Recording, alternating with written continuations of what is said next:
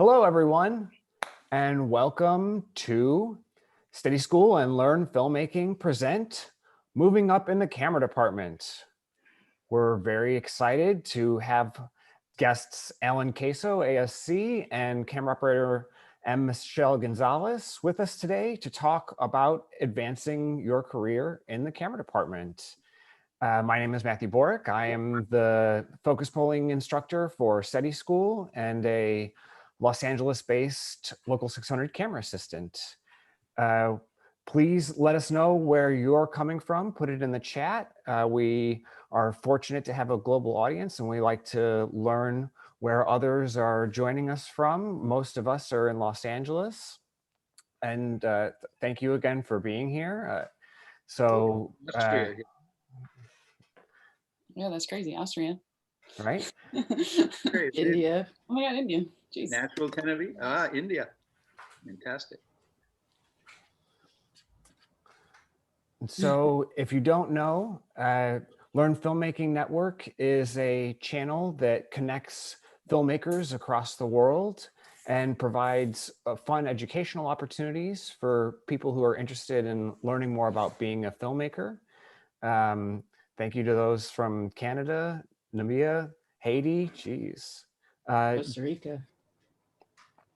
Oh. It's great to have everybody here. Jess, if you would be so kind to take a moment to introduce yourself as well as tell us about SteadiSchool.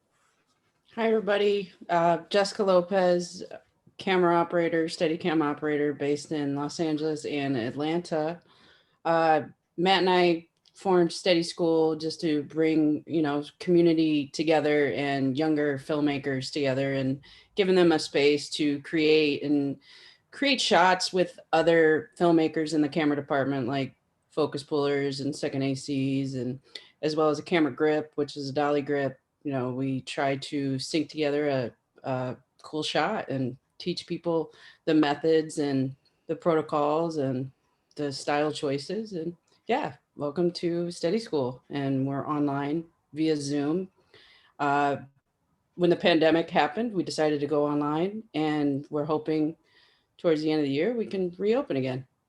So thank you for joining us.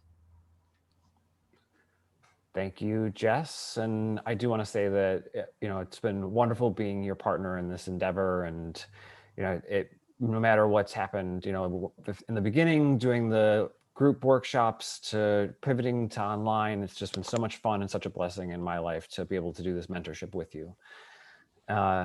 Thank you again, everybody who's joined us. Carly, why don't you take a second to let us know who you are and what you aspire to be as a filmmaker? Sure thing, yeah. So hi, everybody. I'm Carly Steichen. I'm a student through SteadiSchool. I actually had the opportunity to do a few in-person classes with Jess and Matthew before the pandemic occurred. So I have kind of been here through that whole transition, which they've done an amazing job at. I am a aspiring camera operator, Steadicam operator, with the ultimate goal of being a DP.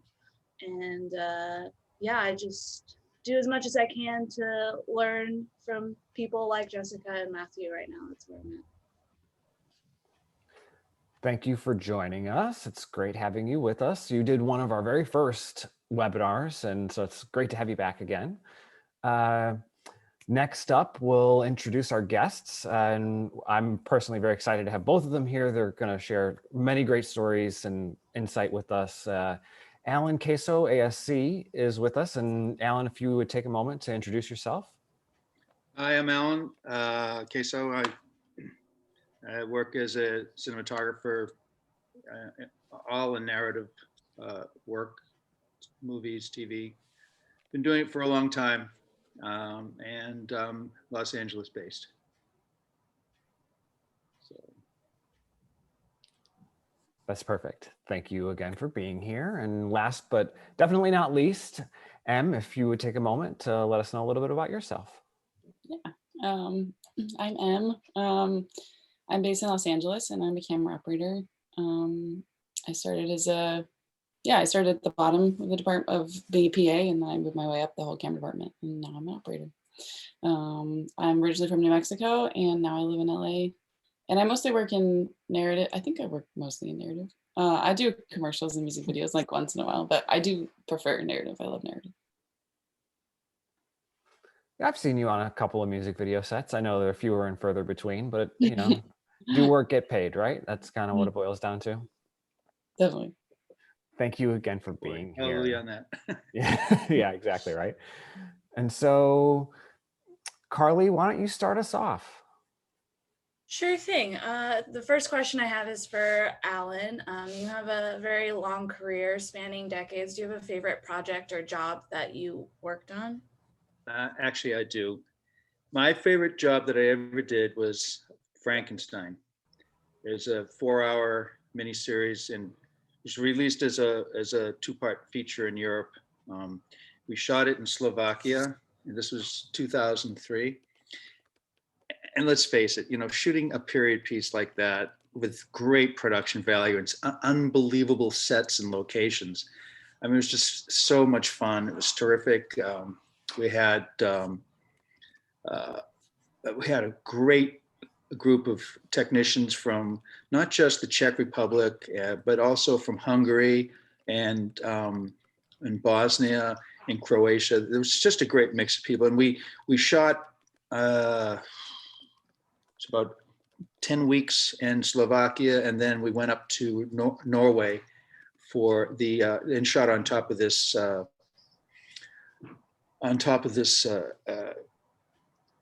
was, I guess it was actually it was basically like an ice field, and it was just beautiful because you could never get this kind of location on any glacier in Europe because they've all disappeared pretty much. So we went up to Norway and had the sequence. I don't know if anybody's familiar with the actual story of Frankenstein, but the way that Shelley had written it, it really starts with Dr. Frankenstein as a young child and goes all the way through to his ultimate death in an abandoned ice field up in the north, near the North Pole, when he was rescued by some sailors who were actually stranded in the ice, and the monster comes and finds him and takes him away.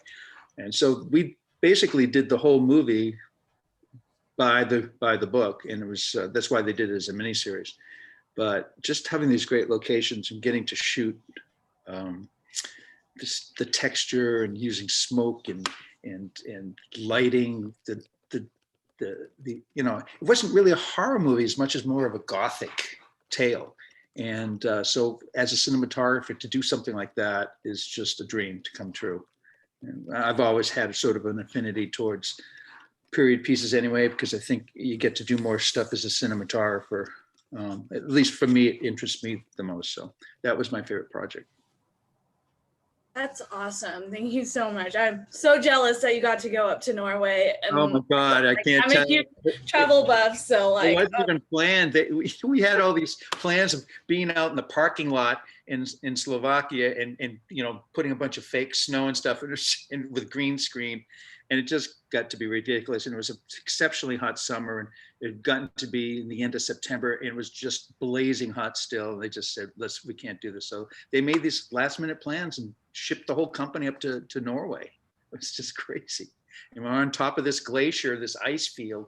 And it was funny, the first day that we were there, we were traveling up to look at the location, and there's all these skiers skiing down. It was the Norway Olympic team who had been practicing on this ice field for all summer, and that's where they practice even during the summer. It's crazy.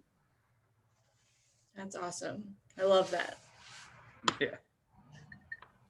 Yeah, thank you, Alan. Those are amazing stories, and I'm sure we're at the tip of the iceberg. Oh, very good. So, how did you get your start in filmmaking? How much time did you spend as an assistant before moving up? I spent I'd say like a solid 5 years being an assistant. I started as a PA, and I got a job as a PA for like one day, and then like a few months later I got like another job for like one more day. And then like eventually I got like hired as a PA like twice a month, and then like oh, for like a whole week. And so like I really started at the bottom, and like I started just like standing in the middle of a road somewhere like yelling rolling to no one. And and then I like just slowly started stalking the camera people, and was like, the camera department is like the only department I want to be in, and like I just like want to be with cameras. So I just started like asking them questions and bothering them and asking them like, what does that do? What does that do? What does that cable do? And then eventually I think that, they got annoyed with me enough to like let me be a utility. so so then I like became a utility, and I, set up all the monitors for the DP, and I got like I got my 30 union days on a pilot. So I worked on a pilot as a utility, and I was just really lucky to have camera people that were like excited to teach me. And yeah, so I just like moved my way up from there. Then I was a loader, and then I was a second for a while. I first did like on small things, but I kind of skipped firsting, and then because I just always have wanted to be an operator. So I just like spent all my free time focusing on like learning how to be an operator, and like watching things on how to be an operator and asking people how to be an operator.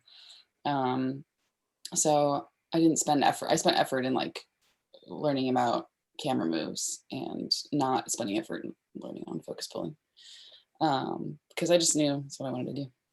But yeah, I definitely worked my way up the department. I know some people are just like operators randomly, or not randomly. I don't know. They just like decide they're operators, and they work forever at that. Where it's like I kind of really enjoyed the process of learning, and like the process of not having all the responsibility at once. Like it's really nice being able to like, once you get good at like plugging in monitors and stuff, and like good at slating, you can kind of just relax, and you can like really watch what's happening. You can really experience so much more by watching and learning. And yeah, I've been around some amazing assistants and some amazing operators that like there's no way I would have had a chance to even like be in the same room with them if I like hadn't worked my way up the department. So I feel like I got really lucky in like learning from incredible people. Yeah. You said the magic word there, Em. You said when you first started, you were making a pest out of yourself. And, unfortunately, in this industry, the way that the industry is in the United States is you do kind of have to be a pest. And we don't have any formal, what am I going to say, apprenticeship in this country. Now, if you go up to Canada or in England, they're smart about it, because they have this apprenticeship or it's an internship where if you qualify, let's say you're at one of the universities or something, and you really show an interest in wanting to be a camera person, and you qualify and they accept you, they pay you for a year. It's probably just minimal wage, but they pay you for a year. But you go out, you have to take classes for 8 weeks or something, just technical classes, so you know all that stuff. And then they start injecting you in different productions where you stay 8 weeks with different people. And not only do you get the hands-on experience, but also you make all those contacts. So when you're finished with your internship, if some DP really loved you, you've got a place. So unfortunately, in this country, we don't have that. We're classic capital marketing system where it's every man for himself. So you did the right thing. You just have to go and just be a pest. And I just think it's great the way you went for what you really wanted to do. That was the thing to do. And I totally agree. I think you took the right path. That was well done. Well done. Yeah, I was gonna say, on the same note, I love that you said that, because it's literally what I'm doing right now. Like, I just got a PA job, and the first thing I did was find all the people in the camera department. Yeah. Be like, hey, That's what you got to do. That's what I did. I also think it's important to like know that like there's no like end. I mean, there is, you can have goals, but there's no like end complete of, oh, you've made it, and like, oh, you're successful. Like every position I've ever been at, I like thoroughly enjoyed for what it was, and really lived in the moment, and tried to like enjoy the experience of learning. And I think oftentimes we get caught up in like where I'm supposed to be over there. I'm supposed to be on that project. I'm supposed to be with that person or at that position. And like, I feel like sometimes you get there and you realize you're just always seeking the next thing. And it's easy to do that in camera, because there is like the structure of film is a hierarchy. And so it's like, but I don't know, there's just like, I really got into filmmaking because I love storytelling. And to me, it was just so cool to be part of the story, no matter like what position it was. Like, honestly, kind of really miss wrangling cable like behind the dolly. Like, and like, I don't know, there's just like something so exciting about it when you're like helping all these elements come together to make like the perfect shot or to film the scene. And I don't know, I really love the community of it. And yeah, I don't know where that was kind of random. You know, like once you start operating, that's the first position through the camera department where you actually are contributing to the storytelling, you know, in a direct way, not an indirect way. So that's what makes that jump exciting. And it's a big jump because going into being an operator from anything you've done previous are almost two entirely different things, you know? So when you jump into that, you know, you have to really know that you want it and sort of have a good ground or basis for how you're going to do it and how you're going to handle it. And it's mostly by observation and talking to other operators and seeing what they've done, and just the nomenclature and just the way you handle yourself and learning the politics of the set and all that stuff, you know. But it is the first job where you are an active participant in the storytelling. And that's what's exciting about that, I think, as well. Definitely. I think this can parlay into an audience question, which is it necessary to learn through film school? And you've kind of already partially answered this, but I'd love to hear a more direct, you know, did you go to film school? No. And Alan, I don't think you did either. Is that correct? I graduated from University of Massachusetts with communications. So, and so all I did in the last 2 years was do movies and stuff like that. But it was just all, you know, there was not a structure of film production there. They had a lot of film courses, but they were all mostly theory and criticism. And I always turned, like, they had the study of the Western film, you know, and that was all theory and criticism. What I did is I made an animated Western instead, because I tried to do everything production-wise, but not really. And the truth be known is that film schools don't really prepare you for anything. I think the great thing about film schools is to teach people an appreciation and a knowledge of what's gone so far, and also to become acquainted with technical equipment. But as far as the actual filmmaking process, they're not taught that. I think most of the professors aren't really, I'm going to say most, not all, but I think most of the professors aren't really people who've spent 20, 30 years in real serious active production and then gone to teach. I think a lot of them spent a few years in production and then teach. There's, you know, I think USC maybe aside, and probably the Savannah College of Art and Design, they're probably different. A few schools, but even then, it's not like universities take people who work in the industry and teach occasionally, but still continue to work in the industry. And I think just the expectation of what is required when you go out and work in the real industry as opposed to what you're taught in the schools probably there's probably a big disconnect there. And it's difficult, you know, to do that unless you've got a school that's really dedicated and probably involved in the local economy and industry. I think one of the best things that the university should do, and I hate to keep on harping back on this, is that the universities as a group should develop an internship with the industry and say, hey, you know, we're not only are you taking film courses here, but now you're also, we're grooming you to enter in the industry in an internship level. And the problem with, I think why it hasn't happened in the United States is because who's going to pay for it? Well, producers will not pay for this. It's just too much of a capitalistic market society. And I don't think the unions really have the resources and stuff like that. But the universities, you know, part of your tuition could be that money is set aside out of your tuition to pay for this. So this is kind of some big thing that I've got in the back of my head that I'd love to propose to somebody, someplace, somewhere, sometime. But I think that would be the best way to connect and make a better graduation from film schools into the industry. Because right now there's such a disconnect that, so I can't tell how many people who I've heard say, yeah, I went to film school, but it didn't do me anything, you know. Yeah.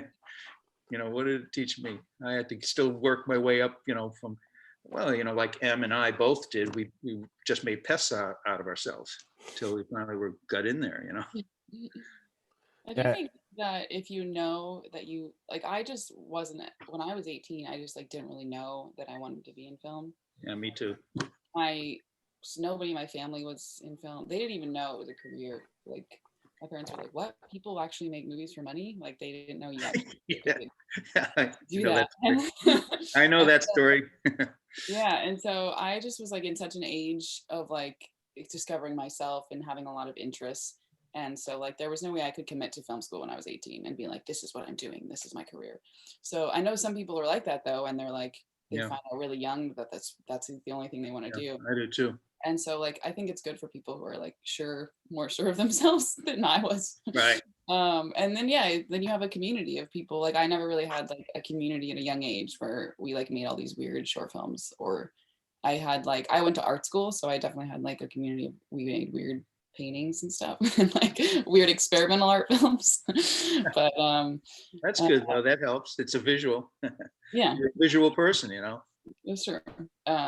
But yeah, I'd say like I feel like it's good for some people. I just wasn't the path I took. It wasn't what I needed at the time. Yeah. For someone like me, film school introduced me to the art of Steadicam. I only took a 2-day workshop, but I think film school, you know, gave me the knowledge of the history, and then I got my hands on some tools, but it was up to me to find out more information about those tools. Right. And it was the root of finding out about the tools that actually helped me find a way to get into the business post film school. But it was a lot of what you guys said, being a pest, young, eager, don't know anything, asking lots of questions, trying to get myself in the room, showing up to events. Right. But it's really just it's how we do it here. Trying over and over again to, you know, get to that area that you're trying to get to, which is several areas. I don't think that ever stops. I mean, I'm still making a pest out of myself, you know, trying to get jobs and stuff. It doesn't really stop. Well, I do have an agent, so I guess he's the one who makes more of a pest of himself than myself. But one of us has to. Yeah, it's definitely not an easy journey, and it takes a really strong person to want to become a filmmaker in an industry full of a bunch of different personalities when you're just trying to create something cool for people to remember in their minds. Yeah, true. Yeah, I definitely think like storytelling shouldn't be like exclusive to the most aggressive people. Right. Like you shouldn't have to like burn a building down. Yeah, the loudest voice gets recorded. Yeah.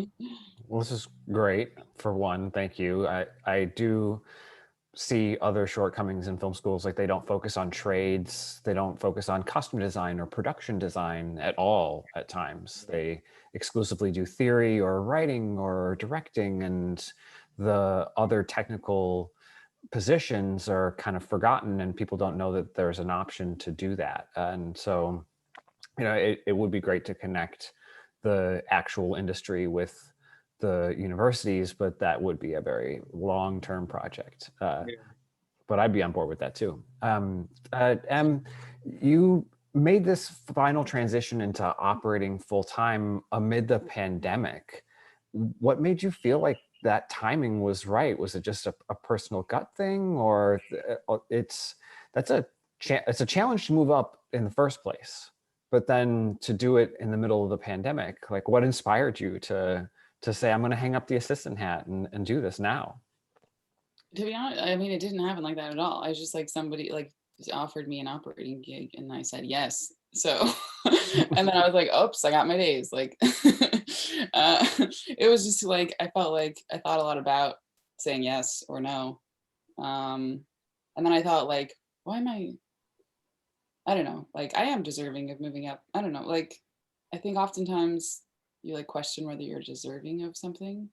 Yeah. With this, like nobody ever is going to come around and say like, hey, you deserve this. Like, and that's Right. kind of how my whole career has been. It's like nobody, like many people have said I didn't deserve things actually, and didn't deserve to be somewhere and tried to actively stop me from being somewhere. So I don't know. I think just the pandemic is a really intense year, and I was really excited that somebody wanted to work with me as an operator, and just super grateful for it, and like couldn't say no, like because I was so excited about it. Like and super nervous. I did one show with Pat Shashabian as a DP, and it was with Matt. And that one was a little easing into it a bit actually, because it was like a late night show, like interviewing. It was the Wilmore show. So it was more like interviews, and they were so great with COVID. Oh my God. So we had like super short days, and they like cared so much about COVID. They were like, take a mask break, like, and so they took care of us. So it was like really, I felt like very welcomed and very taken care of, both like physically and mentally. So that was a great transition. And then now I'm on a show called Miracle Workers, and I started as the C camera actually. And then after a month, I got bumped up to B camera, which I was like super like grateful for, and I'm honored that the DP like moved me up. But I didn't sleep for like the first 2 weeks. I definitely was like so stressed out because I was just like wanted to do a good job. I just like wanted to do a good job. I just like wanted to be perfect at everything. And there's no way to be perfect at everything, especially when like half of learning is doing. So like I've spent so many years watching operators, and I feel like I've learned freaking everything I could by just watching and observing. And then like there's a point where you just got to do it, and you're like there's some mistakes that you make that like you just have to do. But I keep trying to, just like, okay, I don't have to be like the perfect operator today. I just have to be a little bit better than yesterday. And like the second take needs to just be a little bit better than the first take. And the third take is going to be even better than those 2 takes. And like really focus on like, what can I do right now to improve this? And if it means bugging my dolly grip to like slide over, or like bugging, and like, or asking a production designer to move a lamp real quick, like then I'm like, kind of do it, because nobody at the end of the day, I don't know, really knows how much goes into cinema. Anyway, I don't know, I'm kind of rambling. I get rambly. But there's a lot of psychology in operating, especially going to the second take and the third take, because the tricky thing is you got to make the second take and the third take feel like it's the first take still, because you have to make it feel like it wasn't rehearsed, that it wasn't practiced. It still has to be polished. And what you're saying is, yeah, the second take and third take should feel more polished, like you were able to do it. But it also has to have that feeling of the first take, like it's something that it was immediate. Like if an actor doesn't quite hit their mark, and you didn't quite get that lampshade that everybody wanted you to get in, it's okay, because you landed well, and you landed in a real natural way. So it's a funny line, and that's the thing that's so textural about being an operator, is that nothing's perfect, but you try to make it as perfect as possible, and you also try to make it as immediate as possible. Because I think what I feel in movies when I watch operating, and what I always felt that were my best shots when I was an operator, was the ones that felt like the most natural and the most unrehearsed. Because when they're unrehearsed and natural, you're bringing an immediacy to the audience. It doesn't look too polished. It doesn't look too smooth. It doesn't look too perfect. That's very true. So it's a funny thing, Yeah, I've done like sometimes the rehearsals are amazing, and then you're like, damn, like because like, but just like really the actors are motivating the frame. Yeah. It's happening. You're not really thinking about being perfect. You're just like, okay, I'm gonna go here, and that's gonna happen there, and like, right. And right. When it comes to like roll, there's all of a sudden it's like, okay, we're rolling. Everyone's like screaming, and you're like, yeah. Headroom. Yeah, exactly. I know. But yeah, it's really nice those moments where you can relax and just like be a part of the experience that is documenting this moment. I've always told operators, because somebody told me, I forget who it was, some big time DP that I was working for. I know it wasn't Jan DeBont, because all he ever did is yell at me, but it was some other. He said, you know what? Let your body take care of the rest of it. All you do is when you're looking through the eyepiece, just watch the movie and let your body take care of it. Because the minute you start thinking about if you start thinking about your physicality, about where you're supposed to be, you probably are not going to get it, or you'll always be a beat too late. But if you just watch the movie and let your body motivate to where you know you have to be and not think about it. I guess it's the same thing as with athletes in sports. You know, when they take their head out of it, they perform much better than, because operating is a very athletic activity. You have to be in pretty good shape to be a really great operator. And so it's a tough thing, you know, it takes time. But that's one thing that I always tell operators. I said, you know, just get your head out of it and just watch the shot. You know, put your eye in that eyepiece or on the monitor and just be like an observer and let your body take care of the rest. You've told me that. Oh, I have told you that, haven't I? I started the show like I was using a monitor much more, and then I switched to the eyepiece, and I just like freaking love it. It's better, right? It's the eyepiece is better, right? I was like, why do people never have monitors? Like the eyepiece is better because it puts you in that world, right? I can literally tone out the sound, yeah, and the craziness, and the director being angry or happy or whatever. Yeah, but like it's just I feel like I'm in the theater when I'm Good like that's watching exactly. And like if I were an operator, I'd probably do this. No, that's exactly right. I've said that so many times. Putting your eye in the eyepiece, it's like you're sitting in the movie theater. Exactly. Good for you. That's a great transition. You did very smart. You got good instincts. I can tell. Yeah, that's good. This has been great. I'm loving this session so much right now. Carly, you got one for us? Yes, I do. I have another one for Alan. So do you think maintaining the hierarchy of camera department is important, and why might it be helpful to move from the bottom up versus just starting straight out as an operator or a cinematographer? You know, I think that there's a good argument for both. And I think it comes down to who the individual is. You know, let's say in M's case, she made the right choices because she needed to move up because that's where she needed to be, and that's where and she has the talent to do that and the wherewithal. And some people, you know, they stay in a position and they just have to know. They have to almost be honest with themselves. They have to know when it's the right time to move up. If there ever is the right time. Sometimes they have to be honest with themselves that maybe they're just not cut out to do it.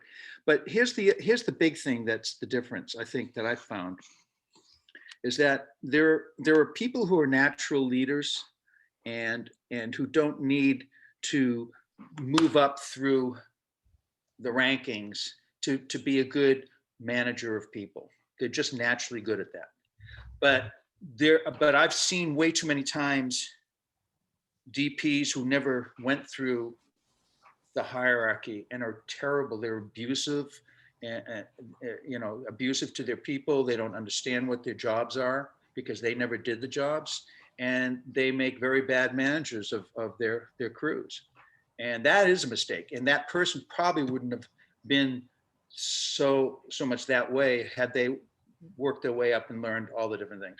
So again, it's more about an individual and where they're at. I'm very much like what M did. I spent very little time as a camera assistant, and I almost went straight up into operating after only a few months of being an assistant. I hate to say it, but it's true. But I had also a very, very kind of unique situation. If you show that picture with me with the cat, you'll understand that was my big break in film. Roar. On Roar. And it's an infamous film. That's maybe a story for another time. I don't know, but I did move up on that, and I was and I worked on that film for 4 years. You know, pretty much steadily as an operator under a very, very strict taskmaster, Jan de Bont, who was the DP. And she was a Siberian tiger, and who actually I befriended I get very close to that cat. But we worked with a huge number of cats. There was about 400 big cats up in this ranch north of California, and we shot this movie. And it was working under the duress of being really in danger every day, learning a job under a guy who was yelling at me every day, screaming, and doing that for 4 years. But it had gotten me in the union, and it also introduced me to Steadicam, because they used a Steadicam about 2 years into or 3 years into the production. They wanted to incorporate a Steadicam, so I was sent down and learned to use the Steadicam. So that's opened up doors for me after. So it did a lot of great things for me, and that was my big break. But I feel like I had gone to war for 4 years with my life in danger all the time, just to get the things I needed to move on. That's fantastic. We all kind of get our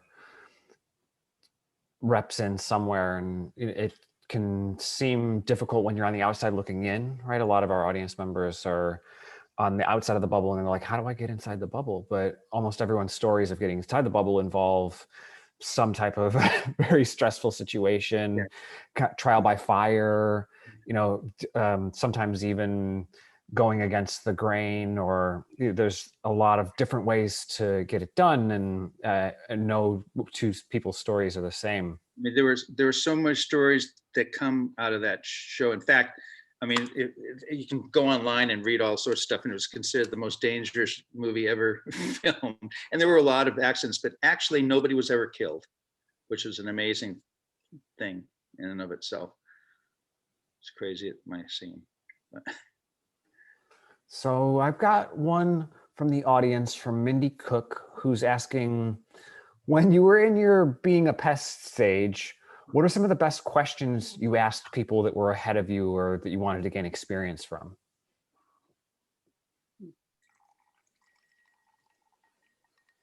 You got one, Em? You're like, I don't even know what I asked at this point. I mean, when I was like a PA, I would just ask, what equipment did, like what that did, like what do things do? What are they for? Also, like, I think communication is like the most important thing. So like one thing, like how to like talk on a walkie, like there's some people just really don't know how to talk on a walkie. And like people like you so much better and want to hang out with you and want to talk to you, want to keep you around if you know how to like talk on a walkie properly and like talk to each other properly. So I think like learning how to communicate in a nice way and like in a clear way is super important. So that's like one thing I would watch people do. I don't know. How about you, Alan? You said that you actually are not even out of your pest phase yet. And so. No, I was just thinking about what Em just said. And it's so true. It's like, there's so many people who don't know how to speak on a walkie-talkie. And actually there's, and the bigger issue about all that is just so many people who actually don't understand protocol and the way to act on a set, and usually a lot of those are actors, but not necessarily. There's a lot of crew and stuff and there's never been a way for them to learn it either, really, so it's been very difficult. But as far as being a pest, it was very much in the very beginning when I first came here, just trying to get a job anywhere. I remember I kept on going up to AFI and working for free on all those shows, and that actually really paid off for me later, because I made some connections with like I gaffed a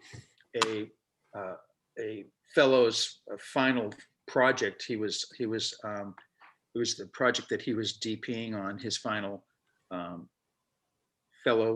fellowship project, and later on I kept on running into him, a guy named Steve Posey, And every 2 or 3 years I'd run into him, and he was on something, and he'd get me on a show as an operator. He's the one who got me on that movie Roar.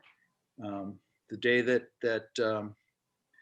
I showed up there, I literally I'd never been a camera assistant. I got hired over the phone. He said, "Come on up at the end of the week. Come on up and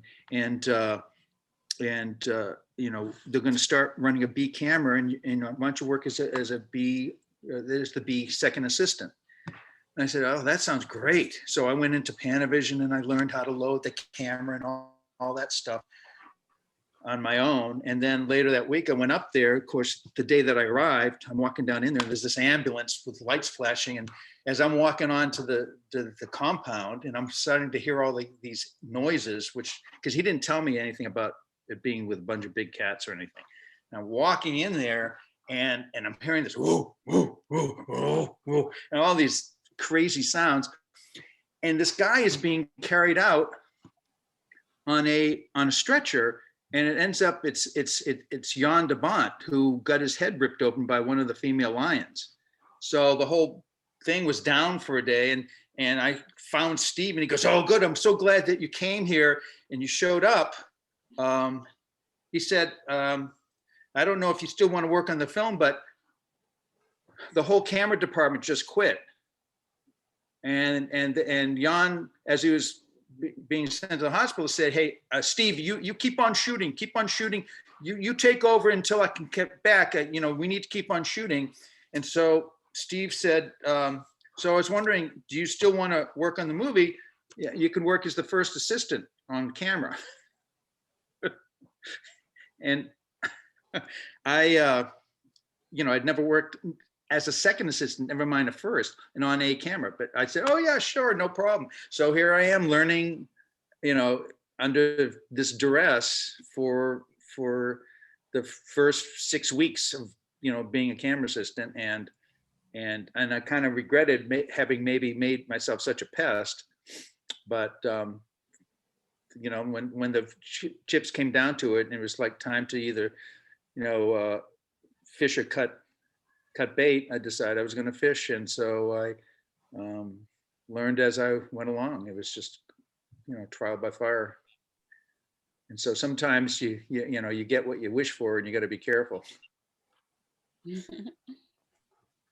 And that was basically a day's work, what you just saw. It was just normal, typical crazy shit on that movie. So anyway, so yeah, so first day I was on a raft with Steve, and the actors were in a canoe. We were tied to them, and we had, you know, we were working on this sequence for 3 weeks, going up and down this river, which was this fake river. And there was all these tigers in the water, and they had the animal handlers on our raft, and the tigers kept on wanting to get up on the raft. And I said, "What the heck's going on? Why are they wanting to get up on the raft? You know, and why aren't they going around where the actors are, which is what they were supposed to do?" And he goes, "Oh, because they want to see who the new person is." And I said, "Well, who's the new person?" And he said, "You are." And the cats were like, they knew that. So it's like that kind of crazy shit for 4 years. It's just, oh my God. It'd probably been better being a war correspondent. Wow. But wow, all of it. Wow. Jess, you got one for Helen, maybe? Yes. We're gonna go back to probably more along the lines of the etiquette discussions you had before Roar. Although I love hearing your Roar stories, they never get old. Oh my goodness. Accompanied by the trailer too. Love it. What was the most important lesson which you learned during your time as an operator that you currently apply while working as a cinematographer? I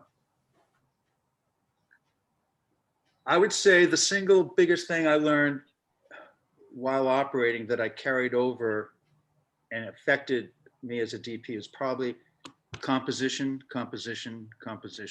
Everything is about composition, because it's, at the end of the day, it's what you've created on in the image or in the frame, I mean, there's a lot of people who are involved in composition. You know, it's the director, the DP, and then the operator. But it's the operator who eventually creates the composition that everybody settles for. You know, if people didn't like it, they say we got to do another take. You forgot to, add in the lampshade. But most of the time they don't care. You know, at the end of the day, if you've got a great performance, whether the lampshade was in or out is neither here nor there. But composition is almost the forgotten piece of art in our industry, because everybody's so preoccupied with having a camera constantly moving all the time, just because that's really something that comes from the networks, the studios, and the producers, that they feel like, well, if you're not moving the camera all the time, then you're not engaging the audience, and the audience is going to lose interest, which is such stupid bullshit. But that's what they're about. And so there's been this preoccupation with constantly moving a camera. And if you're constantly moving a camera, then you're not really creating compositions. There's sort of continual compositions on the fly.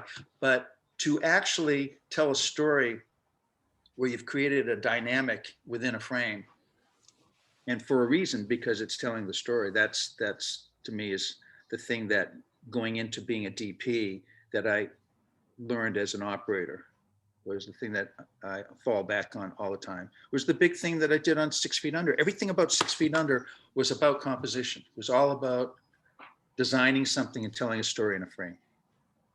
And so that would be the biggest thing that I brought.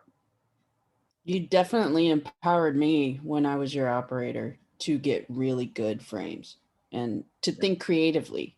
Yeah, you had the traditional setup, but what about trying this angle or trying that angle, complementing the composition?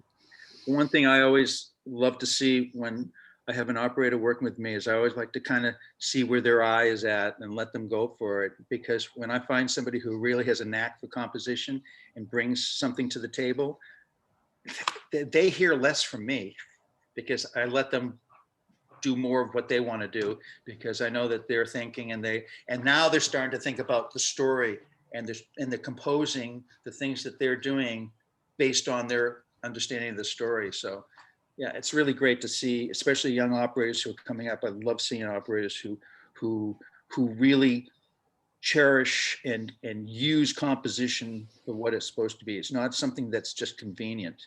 You're not composing for convenience. You're composing because you've made a choice for story, for telling the story, for telling the narrative.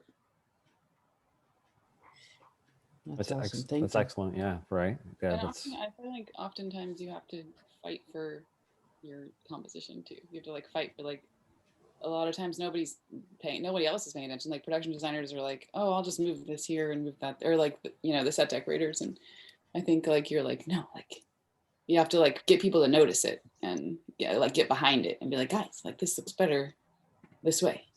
That's exactly right. Exactly right. Because often there's everyone has a different motivation on a set. The 80s worry about making their day. So you as the operator, have to make sure the composition's important and cared for, because everyone else has a different motivation. You're sort of the gatekeeper for it. Mm-hmm. You're entrusted with it. Yeah. So I love it when I get an operator working with me who is willing to take on that responsibility and do that, because the truth is that the process that I work is I've been prepping with the director. We kind of come in, we have a plan for the scene and for the day's work, but except for 2 or 3 shots that the director is really specific about compositionally, the rest of it is he just kind of we just do it, and frankly I kind of have an idea of how I want to block out the day, but the actual specific compositions don't really get found out until we blocked with the actors and stuff. And what I like to do is I just like to give the operator an idea of what I'm thinking and let them come up with the compositions and let them come up with what they feel is good. I mean, Jessica, that's the way it worked. I always handed you and Chanel, I just always said, hey, you know what? This is what I kind of want to do. Show me what you got. And then I'd look at it. And if I had a little tweak, I'd say so. But a lot of times you guys nailed it. So and then it's up to you guys to execute it when the actors start moving around. And so,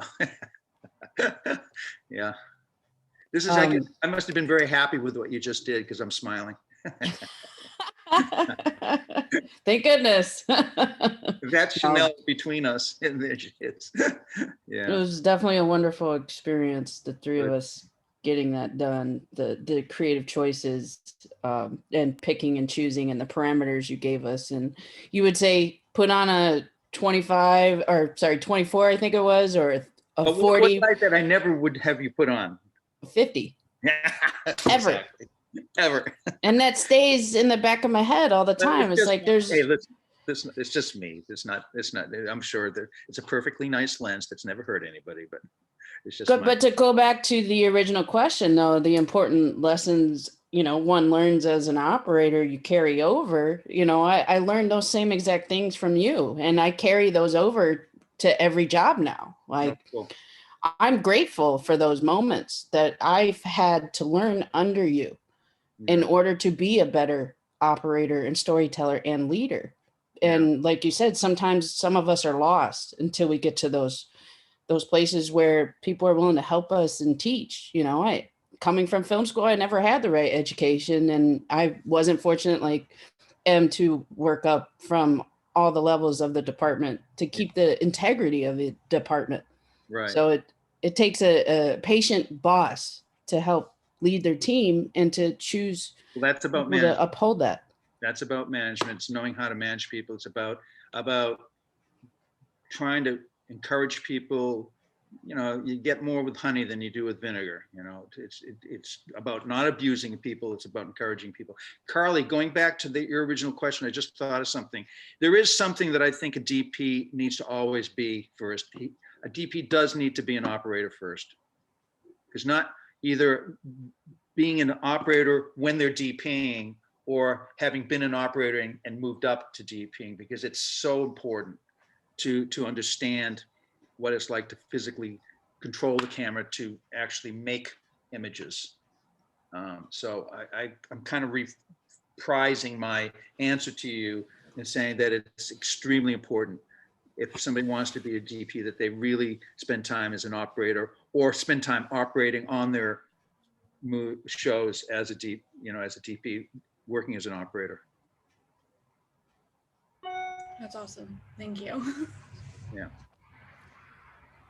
So, what advice would you give to someone who's new to big budget sets? Like, in what manner should they behave? Is there ever a time to speak up creatively?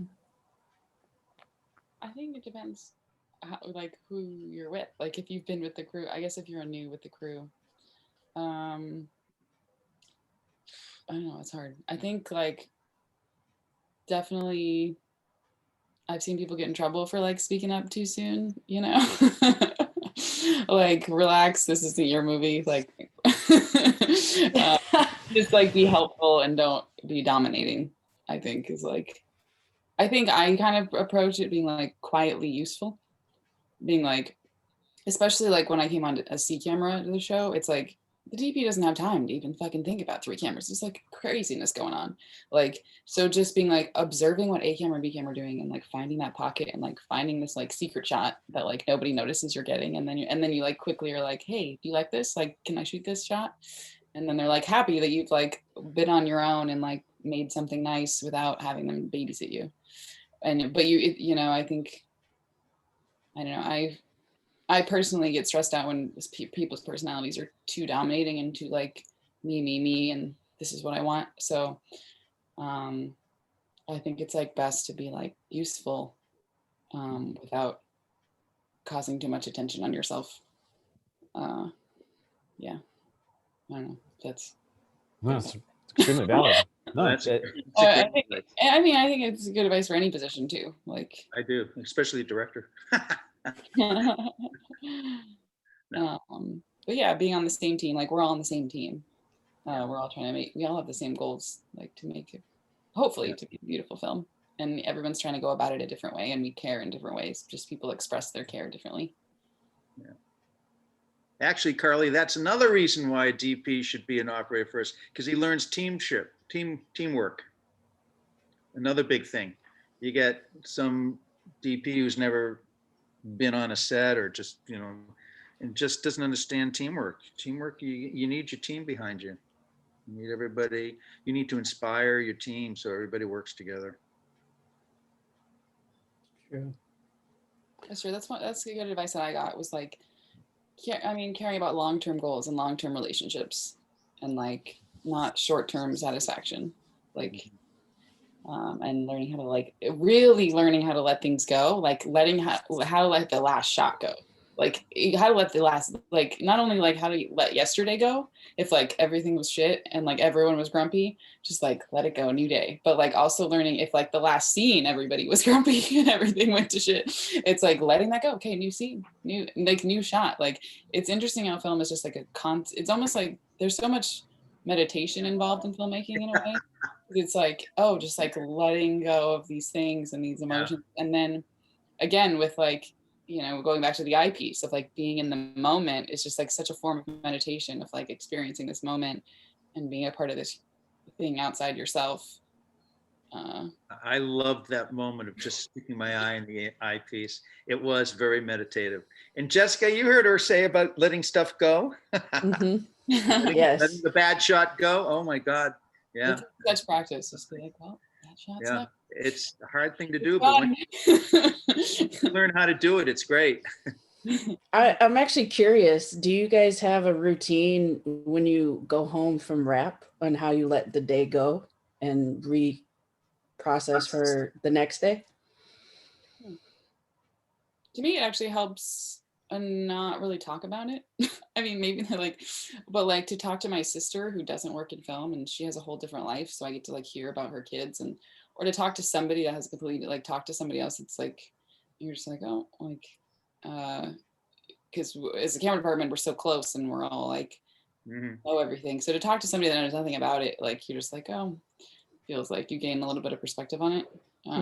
Yeah. And sometimes I think venting is like actually not good. Like it may be like there's sometimes where it feels good to like be like, oh, this happened and I have to tell somebody about it. But like most of the time I find that I feel worse after venting. And that makes it more of a big deal. There's like makes it more meaningful when you relive it. And then you realize actually like that moment was actually quite small for most everyone around me. And I'm the person that's just making it a big moment. Well, I think it's because it's a false sense of expectation. You think that, oh, if I vent, then I'm going to get rid of it. And then when you don't get rid of it, the letdown's so bad that it almost makes it worse. Yeah. This can also be tied back into the athlete mindset, where you have to have this like short-term memory and forget what just happened and just do the next thing as best you can, right? Yep. Because if you get caught in those old cycles, they aren't going to help you. Yeah. So I'm going to do some from the audience. I had one from Dave Frederick, SOC, who I think a few of us are acquainted with. He's asking about Steadicam gear. Do you think it's now a hiring prerequisite to employ additional stabilizers on the Steadicam, e.g. the Volt or Wave? As a long-time op, he's reluctant to spend more money. I'm going to just step out for a second. I'll be right back, but I'll let Jessica and Jessica can handle this one, I think. What was the question again? Do you think that like the Wave or the Volt are a necessity at this point in time in order to be hired as a Steadicam operator?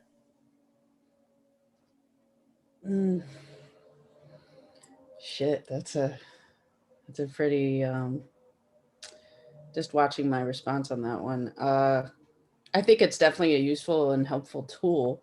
It helps your mental position when operating to be able to take keeping horizon and pans and certain movements. You're going through this checklist as you're creating the shot in those moments.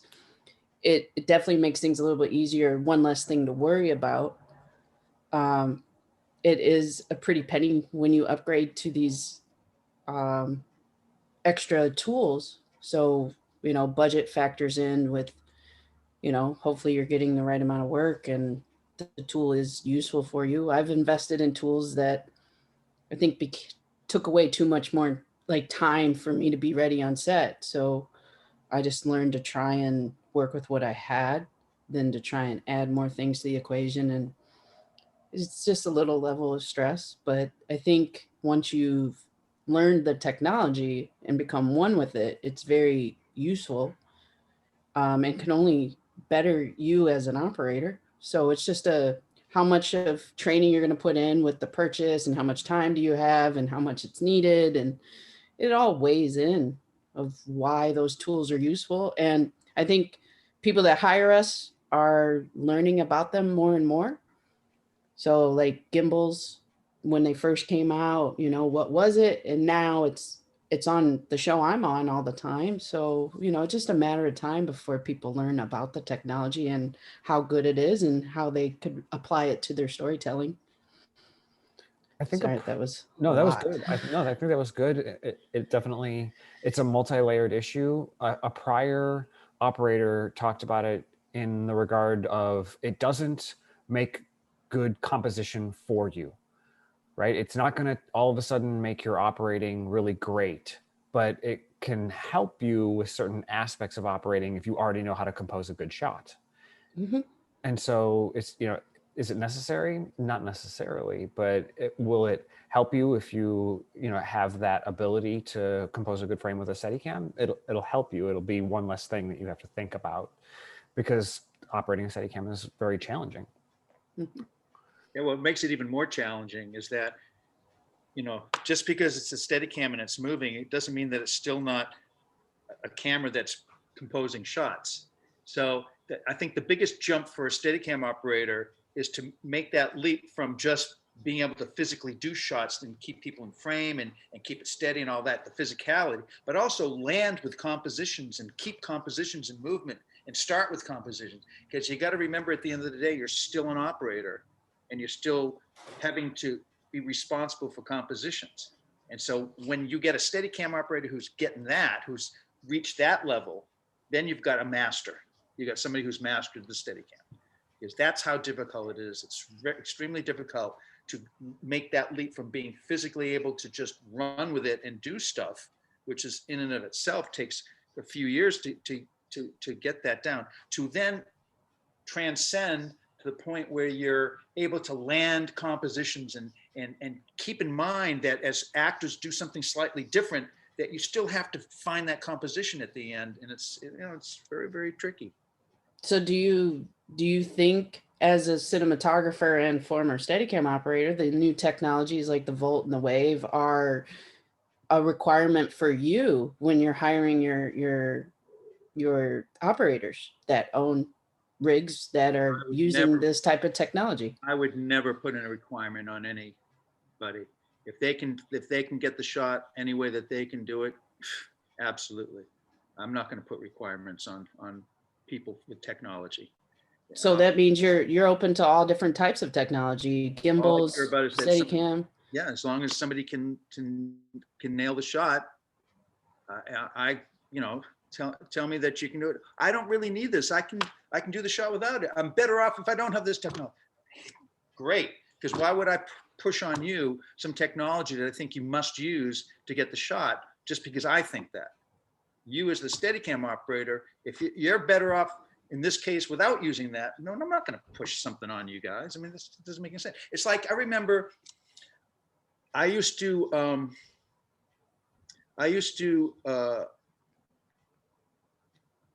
not use a gearhead all the time, because there were certain shots that I could do better with a fluid head. And more importantly, I never used a long eyepiece, ever.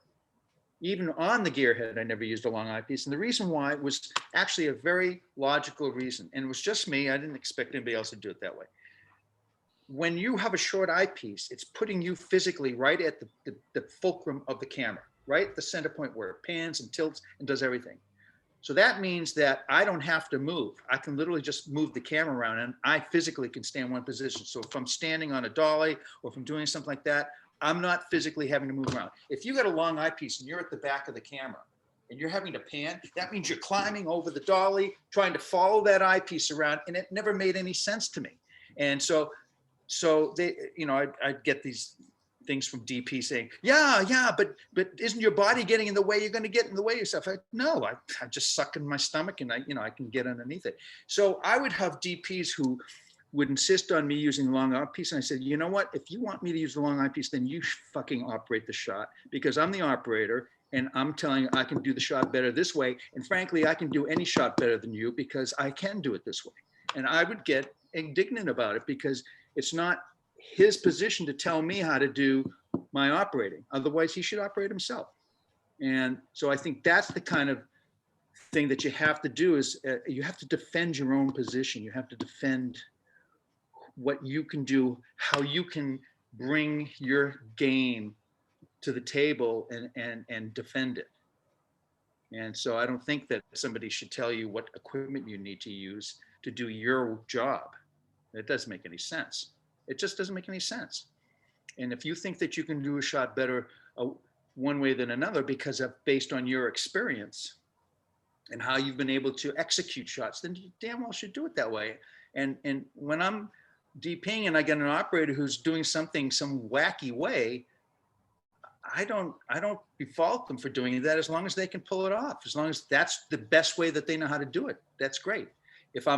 If they're very inexperienced and that's just what they're doing, and I can see that they're actually they're not executing it because then I say, you know what, let me just show you this and then let you decide. And then usually it goes more to logic. But there's a lot of stuff that when you've been practicing something a particular way, even if it's the wrong way, it still might be the better way for you to do it. So at the end of the day, you got to let people do their jobs the way that they can do it the best.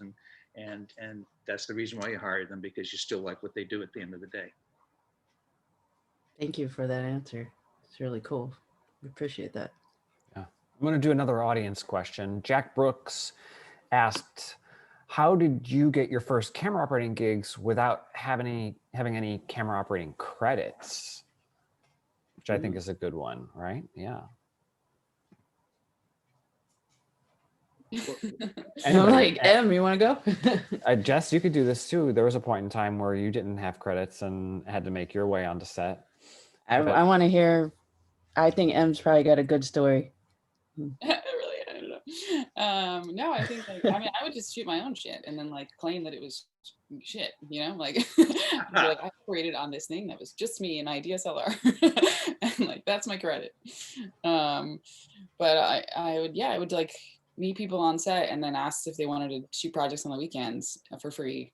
We'd borrow, I've borrowed so many people's cameras. Think all the friends that let me borrow gear, and just start doing it. And I think it's important to not wait around for someone to tell you that you can do something. It's more about doing that thing and getting good at that thing, and then I hate to say it, but sell yourself as that thing. Yeah. Yes, absolutely right. A DP doesn't want to sit around wondering if you are the solution. If you come and you're I am the solution, then then they're okay, cool, you're the solution for that problem, then I'm going to go to this problem. And it's I don't know. Yeah. No, the reason why I did it is just because nobody else wanted the job, because nobody else was crazy enough to work on the film on Roar. So that was my way of doing it. Yeah, that's definitely what some things I've done. It's just saying you there's different parts that have been in my career of saying yes to there's been times where I said yes to anything, any job on any film set, doing anything. And then there's okay, now I've done anything. Now I can just maybe not PA anymore.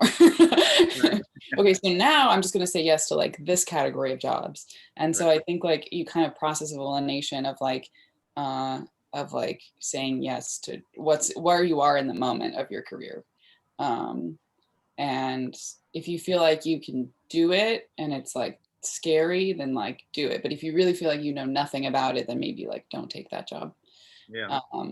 But it's a super fine balance. And I think having supportive people around you and getting along with others is the most helpful thing, because they want you to succeed.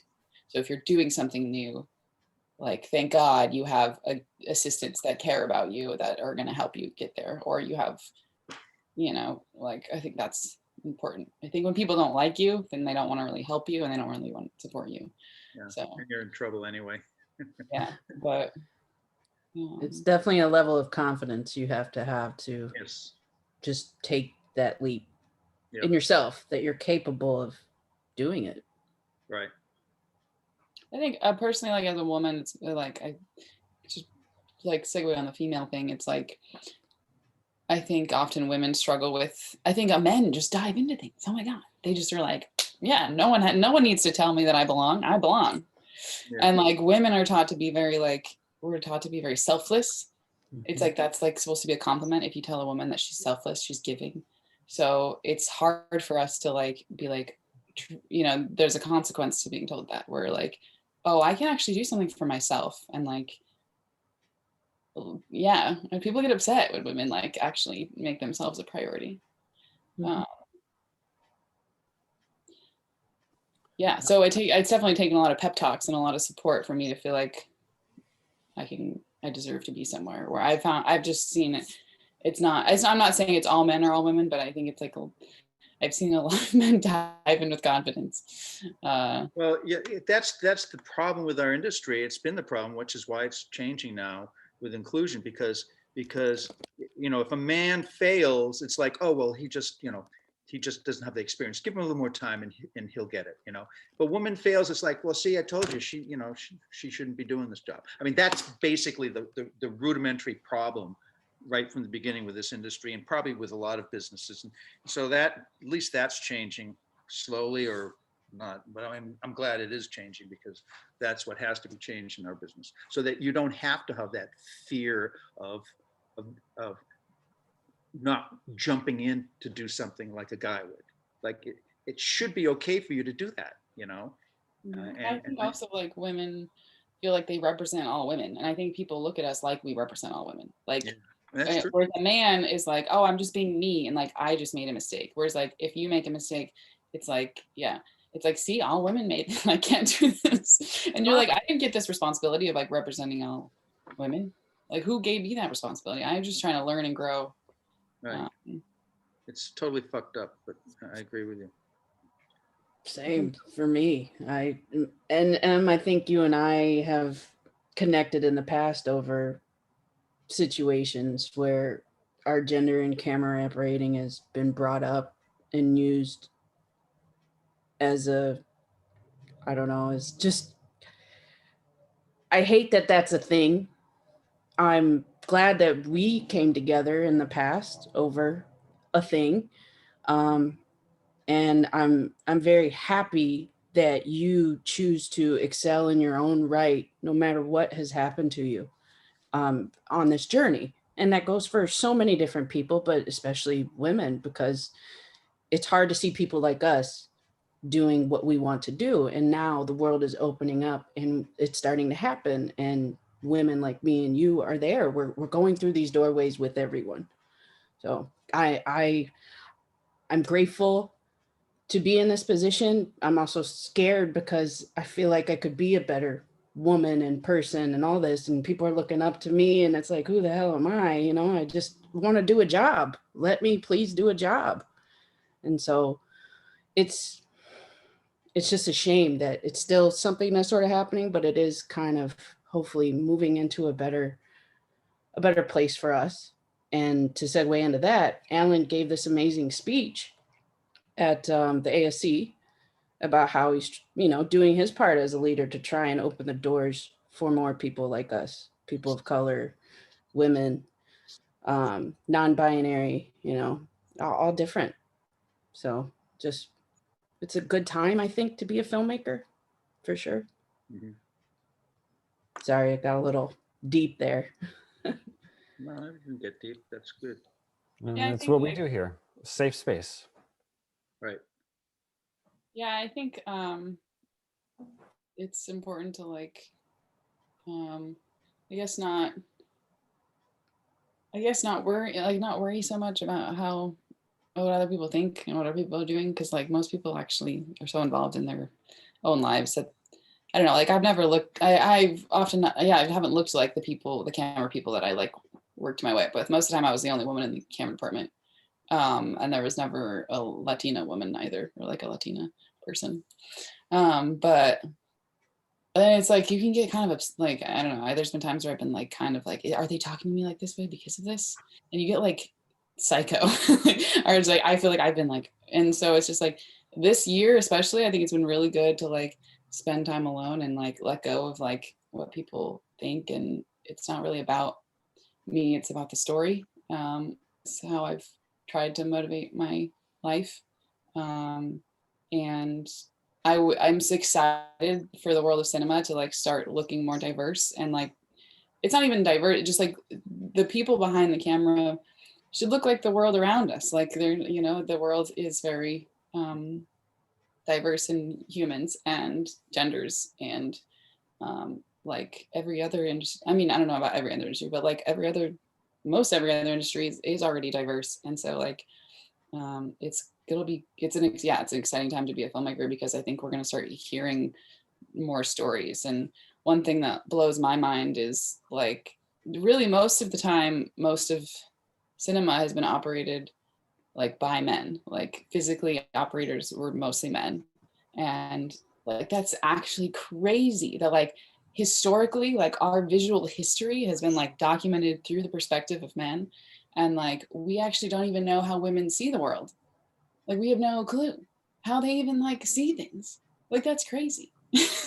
Like, and like they're half the population. And like More than half, actually. More than half. yeah, more than half.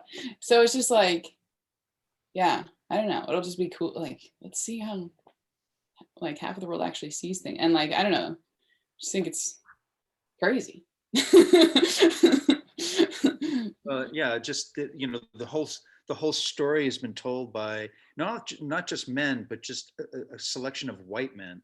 You know, that's really been the whole story. It's been the old man's white club. And you know, so when you have a set and you look around and it's all white guys, then you're very limited in what the story is that's being told. And now if you go on a set now and it looks like it's the world, as you said, well, just think of all the amazing stories that can be told, that will be told. So that's that simple, profound difference, which seems to be like moving a mountain to get there. It will have such a profound effect on storytelling over the next 20 years. Huge. And 53% of it will be because of women. This has been amazing, as I hoped it would be. Carly, do you have another one for us?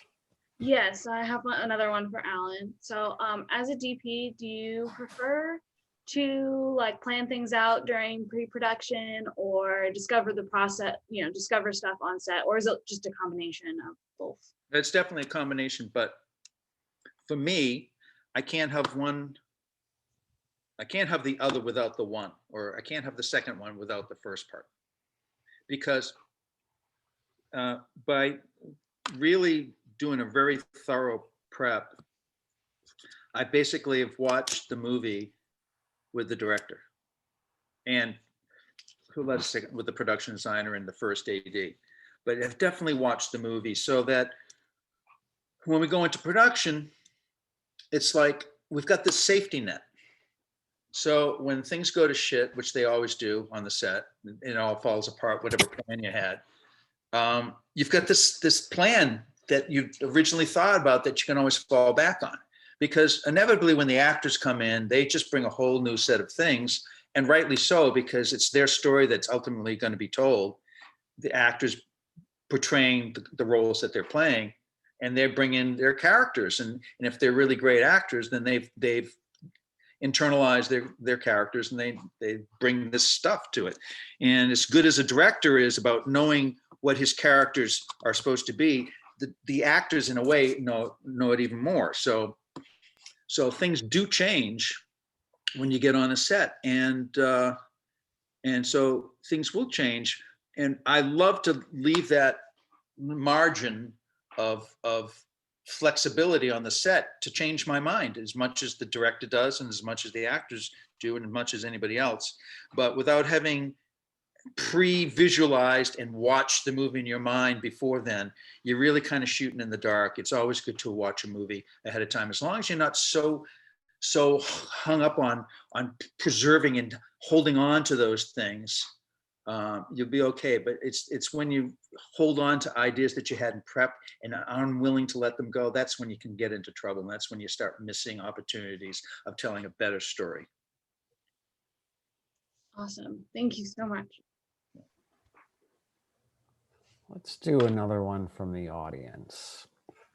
So a couple people have asked for suggestions about once you move up, how do you find more work as an operator? Between Scott Kimber and Enrique Del Rio, they're curious about expanding their network. Do you have any advice on that, Em? A lot of people I know is from working my way up, and like, yeah, I'm such involved in like film people and film community. I think that's how I've made most of my connections. I've definitely actually met a lot of people through Instagram, like connecting that way. But no, I mean, I used to like when I like didn't. I feel like I know enough people now where I don't really have to network. I like just build on the relationships I have. But I did used to like send emails and ask for like advice. I think a lot of time just like asking people for their to tell their story of people like to share how they moved up, and people like to share their stories instead of like asking for a job. You like, you ask for to hear their perspective, because you just like connect on a better level that way versus like there was a few times where I've definitely just been like, hey, when can I work for you? Like I've been like, instead of being like, can I, not asking like, can I work for you? Like being like, when am I working for you? Like what date? Like, what do you do next month? Like, and like, you got a music video, or like, and pestering in that way, like asking for a specific time and date. But I definitely going to events too, when we could go to events. Like I've met a lot of people at Panavision things, and like all of the Zoom calls over the pandemic, like all of the SOC Zoom classes were like so cool and helpful, and you like meet a lot of people that way. I think prep houses too. I think we've all met like shit ton of people at preps, just like going over the prep day and be like, what are you guys working on? Like, what are you doing? Just being social. Yeah, I tend to be that person that actually talks to a lot of people on a set. Like bizarrely, like I know like a lot of people's names and have a lot of relationships with props, with set deck, with costumes. Like some people don't, but I tend to know. I just like knowing everyone around Cool. me. Well, I think a part of moving up too, when you're in the lower positions in the camera department, you have to have relationships with the grips and with the audio mixer, because the audio mixer is going to fix the slate when the time code's off, and the grips are going to get you the Apple boxes for your operator when they need them, and the greens person is going to move this thing that the operator wants moved, and you're kind of this conduit of information, and so you learn everybody's names and become their friends, and it's that social aspect of the work that we do. Mm-hmm. And it's really important. A lot of times I base the hiring of my seconds around people who I know are better at doing that social stuff than I am, because then I'm abrupt, and I don't mean to be, but I am, because I'm focused on making sure that everything's flowing properly. And then the people who are working with me are super nice to everybody and are able to kind of make it so that I look less abrupt. I think super important, yeah, it's like I want to hire people with a positive attitude, because you can teach anybody anything. You can teach people how to plug in a camera. You can teach people, like, we've all learned all this stuff. We didn't be born knowing any of this. And so you can teach them anything, but it's really hard to teach someone how to like be a good person and like have a good attitude and like be, positive and useful and helpful. Like it's hard to teach somebody like. I don't think you can teach somebody that. Yeah. So they're either that or they're not. Yeah. So definitely practicing having a positive attitude. Something you have to practice for sure. I guess there are a small amount of people who can actually change themselves, but not too many. So you kind of look for those people first, and then then you can, as you say, you can always teach them the technical stuff.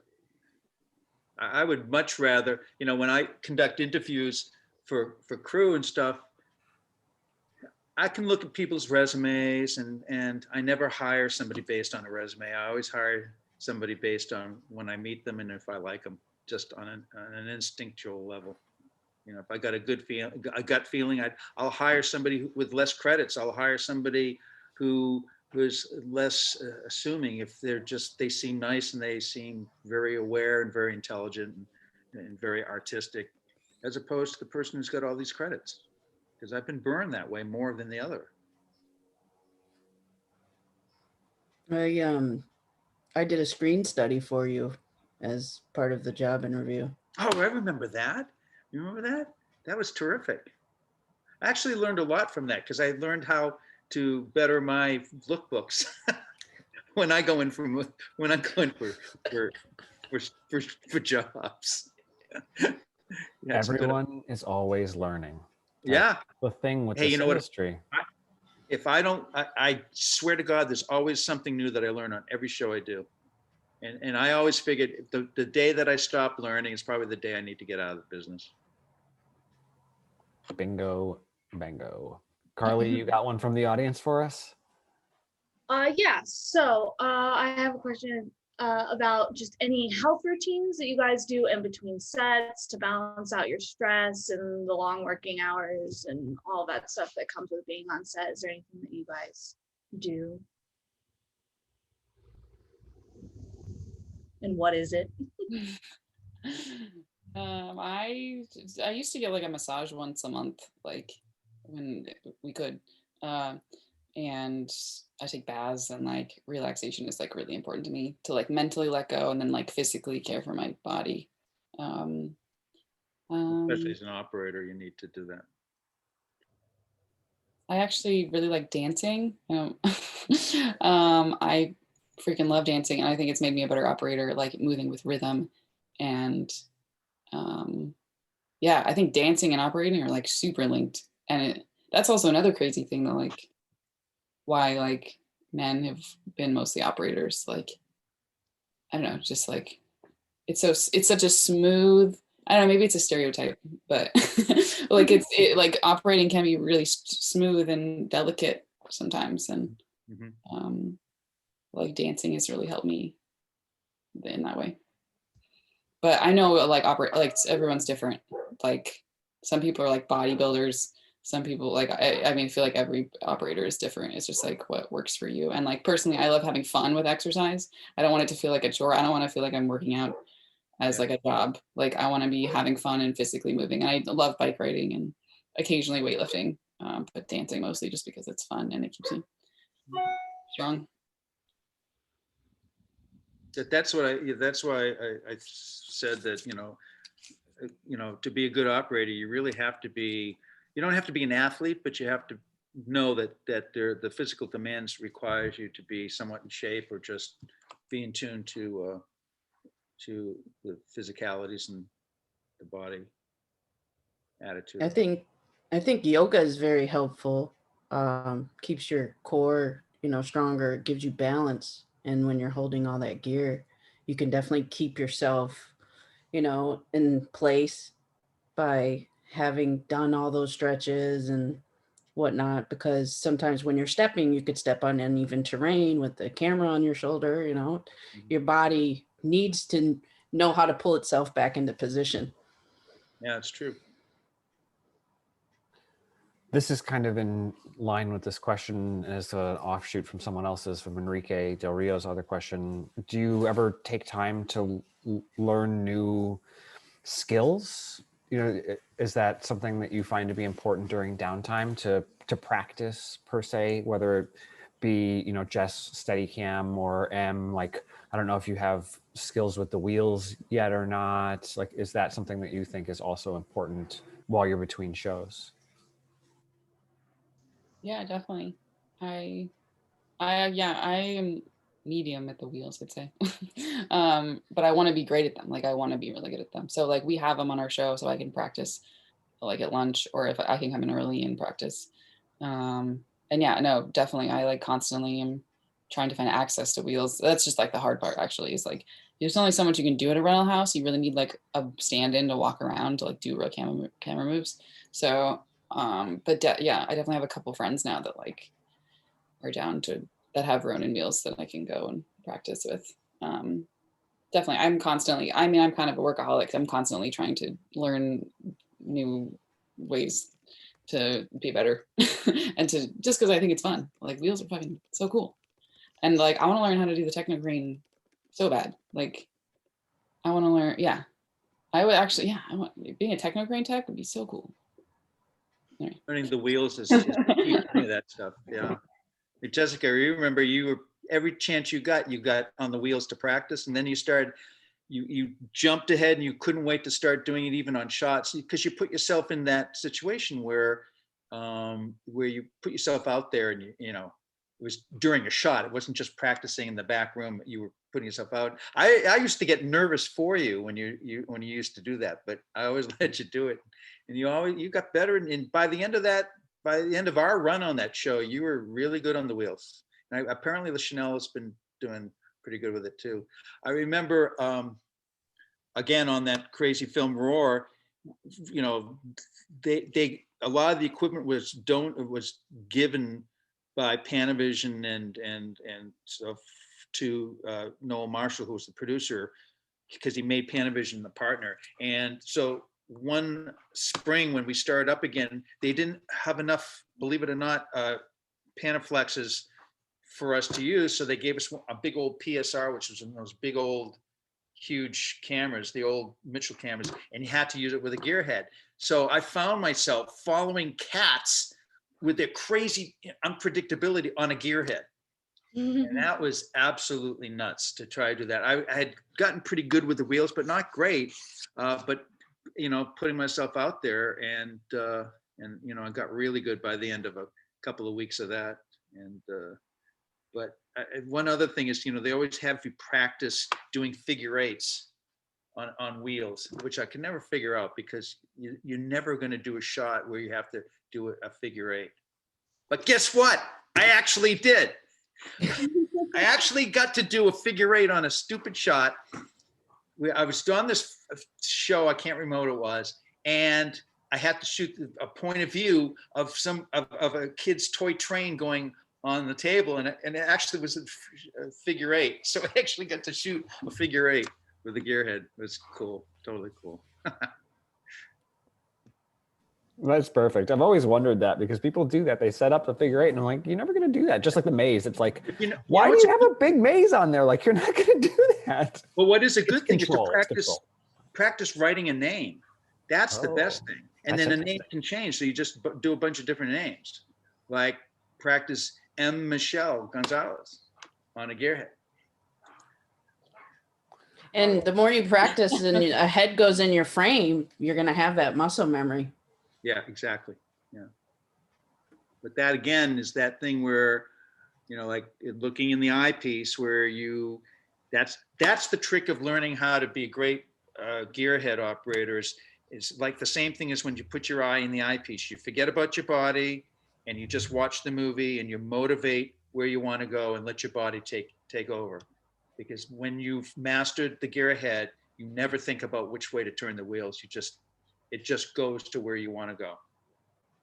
And when you get that, when you make that leap and you don't think about which way your wheels are going and you just kind of move it that way, then you've got it.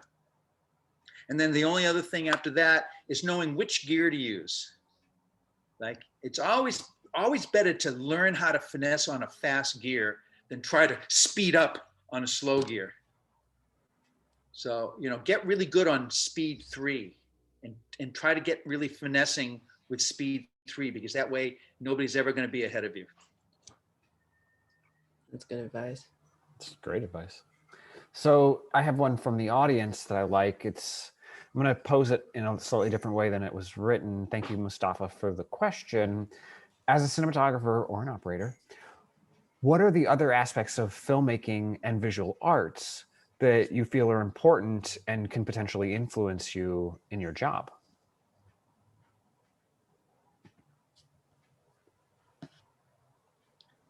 You want to do this one, M, first, or?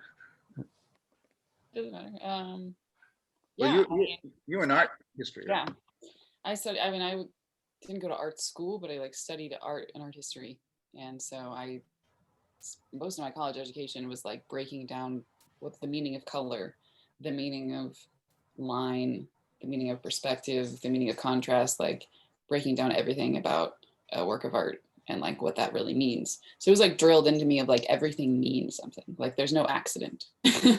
So like this tone means something.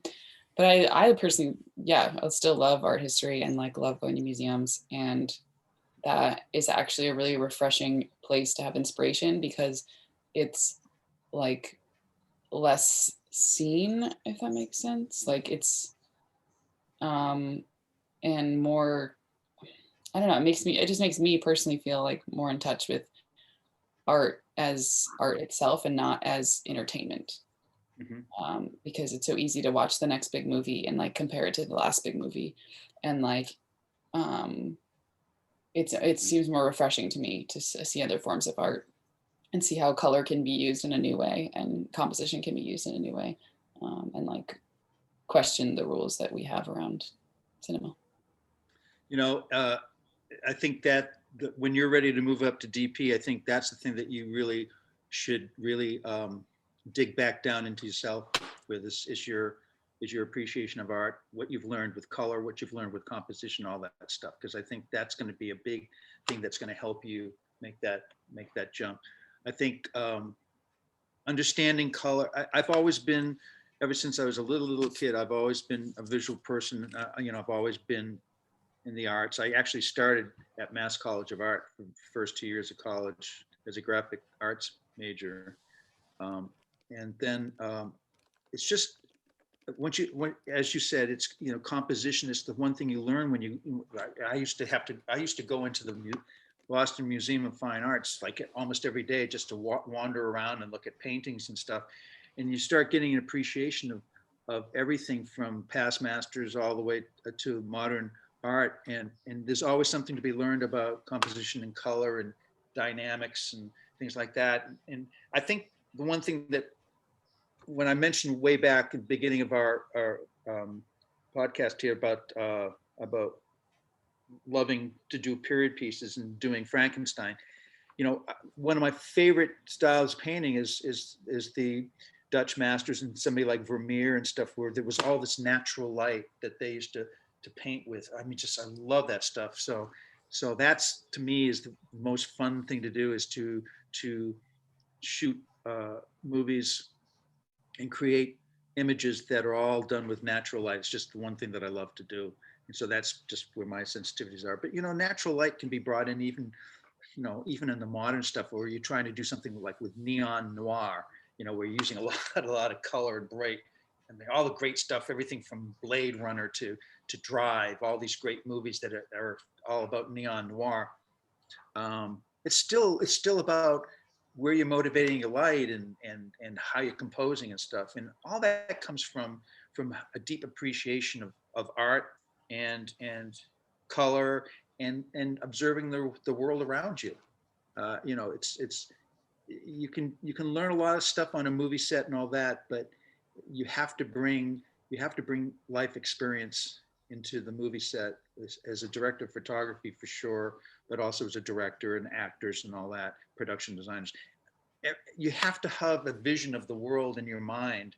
And the other thing about being a really important person as a director of photography, you have to have a philosophy of light, your own personal philosophy, the way that you light, where it's your default lighting. So if everything turns to crap, you still have this lighting concept that you fall back on.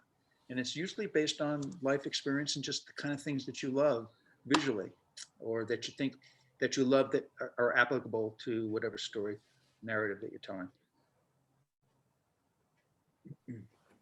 Amazing. Carly, do you have another one for us from the audience? Yes, I do. I do have another one. So this one is for Em and Jessica mostly. What advice would you have liked to receive when you first started out into camera department, like as a woman, and how to put yourself out there and get started?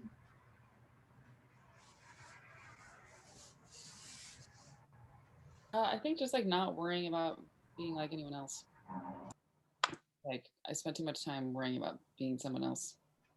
You know, like being like the dudes, or like just like you actually really don't have to be anyone but yourself. And yeah. That's it. I totally agree with you. 100%. Because there's a lot of pressure to be a lot like everyone else. Do it like this, do it that way. Well, I think there's also a lot of pressure for women to be like the dudes, and that's a big mistake because you'll end up being one of the dudes, and you don't want to be that as a woman. Not in this business anymore. That's how women have had to survive in this fucking business for so long, and it's changed them and changed them to never be helpful to other women who are trying to get into the business. Oh, that's true. Actually, yeah, that is true. So you don't want to be a woman dude. You don't want to join the club. And I know it's tough because when you're in there, they all want you to be that, or else, what are you doing here, babe? What, you know, why are you trying to be part of our crew? You got to be like us. You know, it's getting easier. It's still tough for women to come on set and be a woman, but Like, that's the goal. and like femininity isn't a weakness. No, it's a strength. I like sensitivity, like we associate sensitivity with femininity, but like it's interesting how like so women have adapted so much to like change for men in the department, but it's like the men aren't doing like the same thing. They're not like, oh, maybe we should change our behavior because we have a new person that's different than us. Like, And they have to start doing it's like it's just like interesting. Have to start doing it. Yeah, Mr. I often hear like women make excuses for men's behavior. They'll be like, "Oh, he's just," but they don't make the same excuses for our behavior. Like we'll be like, "Oh, he's just like upset right now. It's been a hard day or something," and like they don't do that for us. Yeah, you know, that's I don't know. That's just bullshit. Nobody should have to make an excuse for a man. But it is just like a much bigger thing. It's all in our ideals and our practices. It's in our culture right now. And what is the thing that's being changed. And what makes culture is cinema, like, you know, of ideas and thoughts. And so you're like, by being there, you're already like, you know, changing cinema. Like it's important for you to be there, even if you don't feel like you have days that it's not important for you to be there. Yeah. So when you get into the business, try not to be like one of the dudes. It's a mistake. It's a big issue. Hey, I will tack on that and be honest. I think most of my life I was trying to be that way. My dad was a wrestler. My mom was a truck driver. Parents were in the military, and I was raised in this dude masculine type environment growing up. So I took mechanics and all this other stuff and I tried to blend in with the guys. I didn't want to be singled out. I was singled out. And so I started to dress in baggy clothes. I don't put on makeup or do my hair or anything like that. You know, I've tried to skate unnoticed, but I still get noticed. And I've also been around some poor behavior from that environment to where it's rubbed off on me. And I've been trying to unlearn all that stuff by trying to be this woman and this leader and, you know, a representation of other women and helping other women, you know, all that kind of stuff. It's taken, this is why you shouldn't be one of the dudes. It's taken many years to unlearn all that stuff. It's taken many years to try and be better for other people like me in this industry.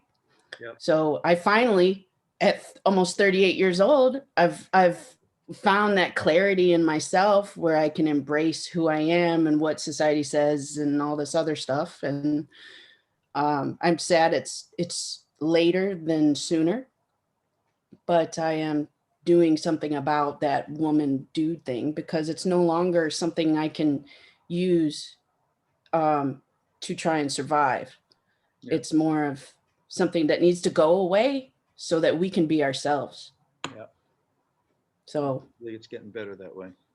I've took an oath within myself over the past couple years. Like I don't ever want to hurt another woman again or anyone in general, but I just want to make sure I'm there to help other people because I'm not insecure with myself anymore. If that makes sense, as a filmmaker and creator and woman. So just wanted to share that with you guys because you're talking about that, and that's kind of my I know life. exactly where you're coming from, Jessica. I saw your transition. I saw that. I was there to witness it. You actually helped.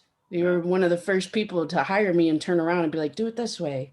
Let's try this way. Instead of, no, that's wrong. You're, just coming down on me, as opposed to you actually uplifted me and helped me and empowered me to keep going.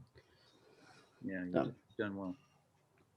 thank you. No, thank you, Jess, for being open and honest with our audience. I think it's great to show people the vulnerability that we have as humans. It's an aspect that we try and hide to a certain extent. The ideal worker, laborer on a film crew does everything perfectly and with no ego. And that's unrealistic because we are people. Therefore, we make mistakes, and we have our heart in the game, because we don't do this. I get paid to do this. Yeah, that's really great, but I do it because I love it. It's fun, and the people that I do it with fill me with joy. And so, it's hard when you have to. You're recognizing these things and doing everything that you can to transform yourself into who you want to be as a best person for yourself and for others, and we all applaud that. So I've got another one from the audience that I'm going to change a little bit again. Have Alan and Em, why do you take passion projects in the past or presently? Like, what is the thing about a passion project that makes you say, yes, this is so worth my time, I don't care how little resources it has?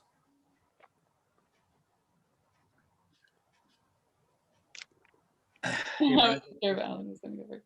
me to go first? Yeah, go first on this one. Okay.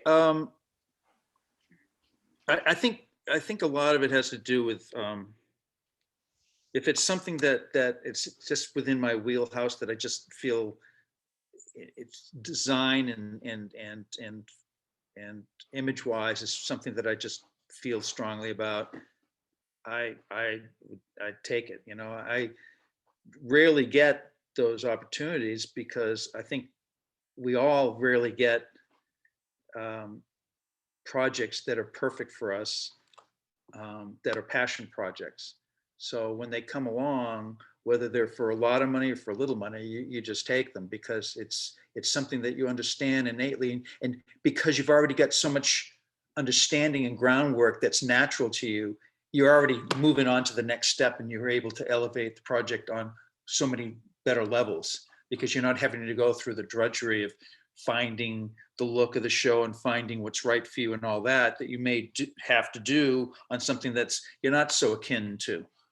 So whatever that thing is that attracts you to a project, whether it's, and we're not talking about money. Money's the last thing. We're talking about on an artistic level, our intrinsic level, and germane understanding of what the material is. I think it just things that feel right. It's because you understand so much of it already, and then you're able to already move on to a higher level of development of that idea. And for me, the biggest one was probably 6 Feet Under, just because I understood that material from a visual standpoint just by reading the pilot, never mind then talking to the showrunner and all that.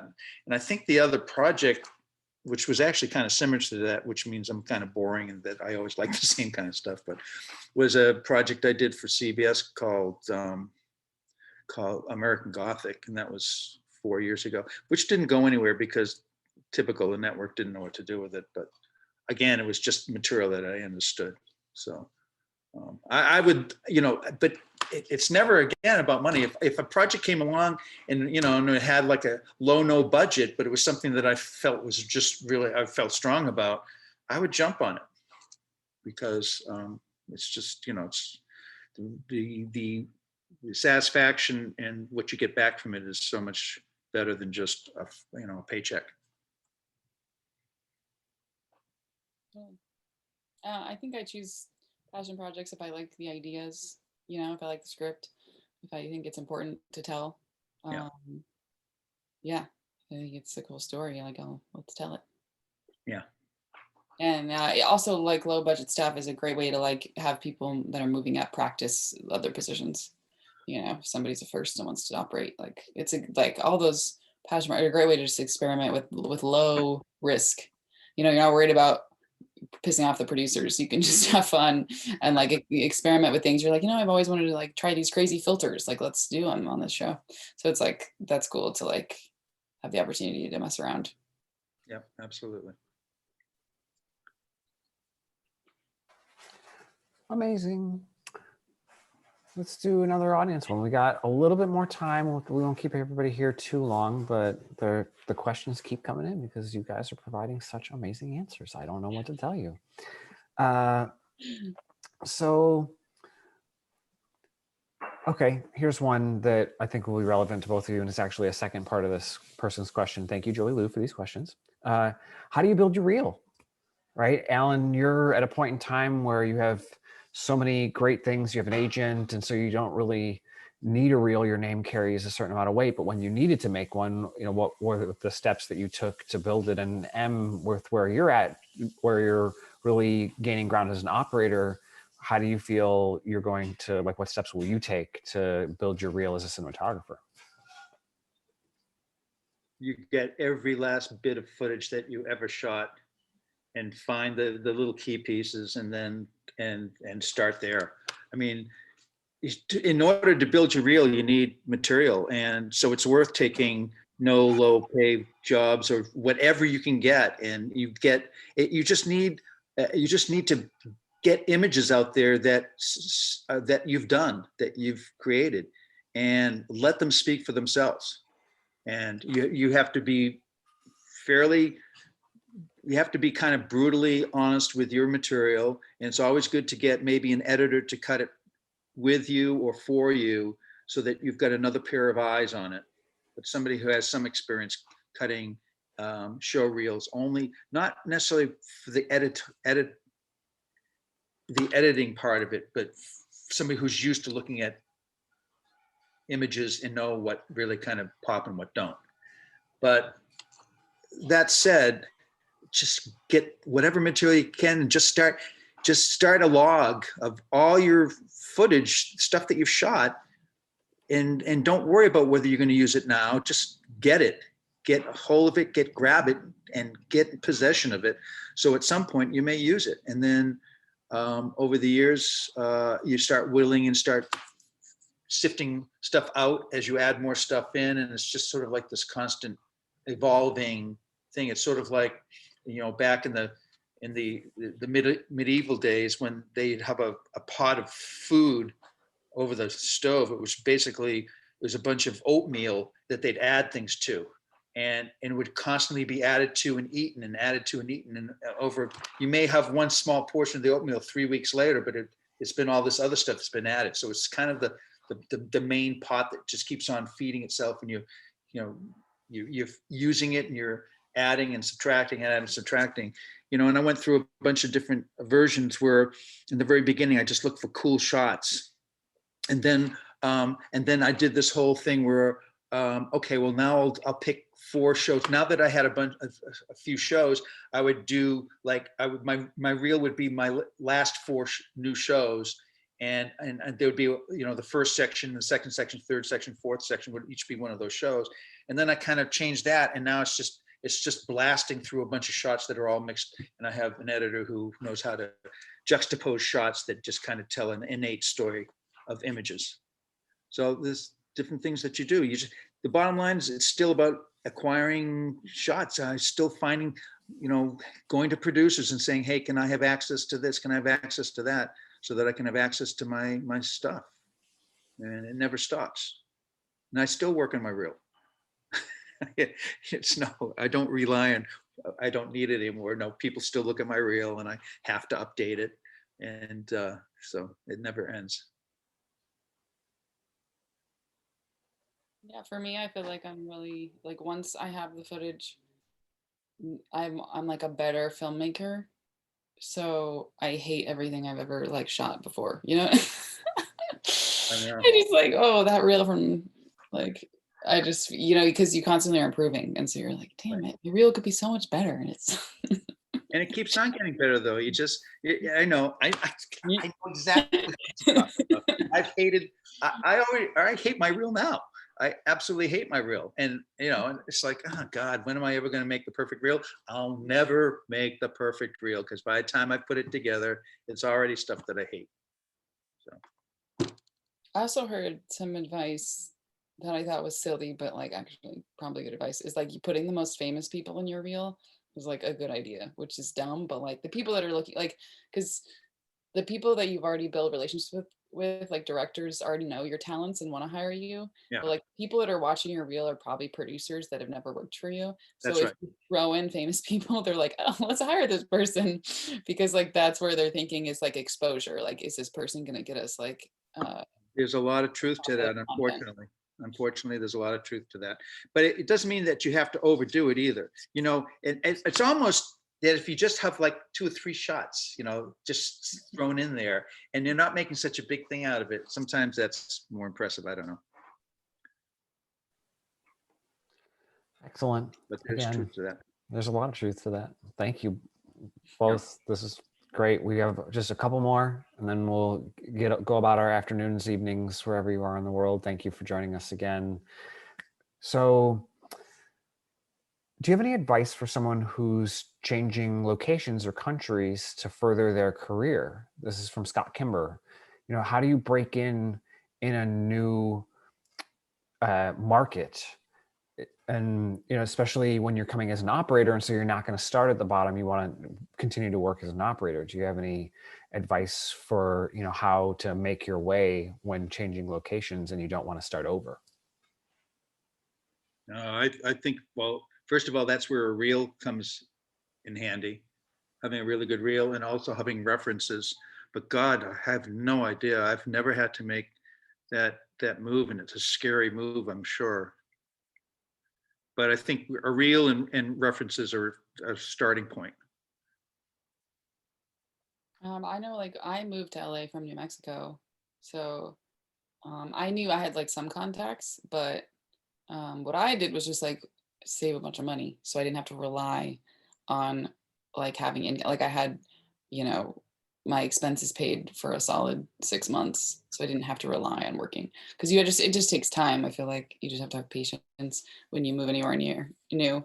It's not going to be like a quick solution for getting a job anywhere.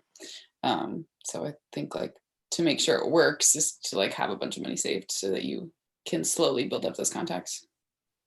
But yeah, I don't think you necessarily have to go backwards. You don't have to you could still be an operator. Yeah, I agree.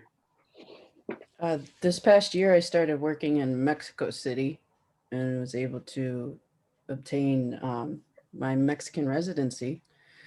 And my experience is getting to know the people in the place that you want to go before you get there is kind of helpful. And that's what's the beauty of social media.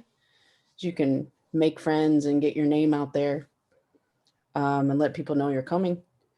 And that might be helpful too, especially if you have contacts in those areas. You can get their support and advice and learn the locals. Social media, it's a big connector and great tool at this point, especially amid the pandemic. One last one, Carly, will you ask it for us? It's from Ralph Alfred, who had a really good question to end on. Yes. So the question is, what are some tips that you can give to beginners who are stepping onto a set for the first time ever in their lives, ever before? Take this one, please. It's been too far for me to know. I'll think about it maybe backwards, but you should take this. Okay. I think like being excited to be there and like, yeah, like being helpful and being excited to be there. I think not drawing too much attention to yourself, not being a problem maker, but being a problem solver. And like, I guess it depends what position you're coming in at.